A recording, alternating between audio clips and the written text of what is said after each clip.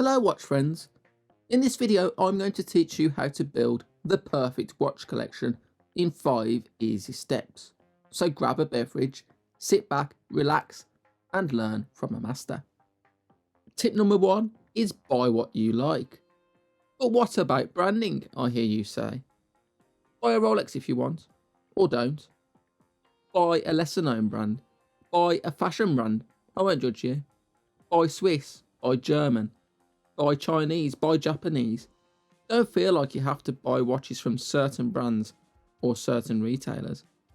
It's perfectly fine to buy watches from brands that are unloved if you want to.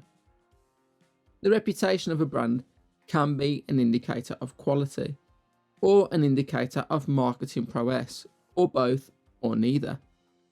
It is hard to know which brands to buy and which to avoid. You can read every review out there and watch every unboxing and still get burned.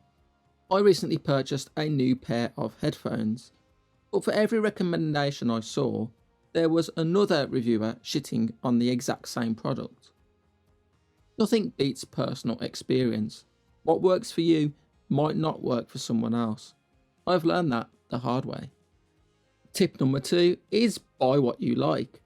But what about specifications, I hear you say? Buy the best spec watch you can find. Or don't. Specifications can be important, but ultimately, as long as the watch does what you want it to do, specifications don't matter that much. If you're not going diving, then 200 meters of water resistance is overkill. Similarly, a mineral crystal is fine if you're buying a dress watch to wear to formal occasions a couple of times a year. Should you discount a watch because it doesn't tick one of these arbitrary boxes? No. No watch is perfect. Even the greatest watches ever made have flaws, but they're still great watches. Tip number 3 is buy what you like. But what about the movement, I hear you say? Buy the most sophisticated manually wound watch ever made. Or don't. Quartz, manual, automatic, who cares? A watch is much more than just a movement. In fact, a modern watch is nothing more than glorified jewellery, and movement accuracy is overrated, as are so-called in-house movements, which are often just modified off-the-shelf movements. Your dad's $10 Casio can keep better time than any mechanical watch. If accuracy was your only concern, you wouldn't even consider a mechanical watch. Cheap movements can easily be replaced rather than serviced or repaired too. Tip number 4 is buy what you like. But what about the type of watch, I hear you say? Buy 100 dive watches if you want to, or don't. Do you need a dress watch, a dive watch, a chronograph watch, etc.? Maybe. Variety is the spice of life after all, but knowing what you like is a lot more satisfying. If you'll never wear a dress watch, don't buy one. No, not every collection needs a Rolex or an Omega. You don't need 100 different straps or bracelets. Buy what you will wear and enjoy. Tip number 5 is buy what you like. I know you're shocked, but what about the price, I hear you say? Buy the cheapest or most expensive watch you can find. Or don't.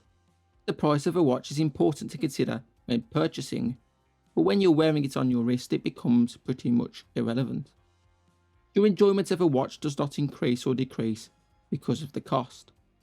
An AliExpress watch can bring just as much satisfaction as a Rolex, if that's what you like. If Rolex is the only brand that tickles your fancy, well, that's fine too. A watch collection can have inexpensive pieces as well as expensive ones. It's fine to have both. Well, I think that about does it. 5 very different and very helpful tips for building the perfect watch collection. I'm being sarcastic, of course. I guess the gist of what I'm trying to say is buy what you like. Buy what makes you happy and what makes you feel good. Don't be pressured by other people or society as a whole. In fact, for that exact reason, forget everything I've said in this video. If you want to build the perfect watch collection, listen to your own gut. Ignore the irrelevant opinions of people you don't know. Let me know in the comments what you think. Do you have better ideas, better tips? Please share them with us. That's all I've got time for today. Thank you for watching, and I'll see you again next time. Shut that drawer there.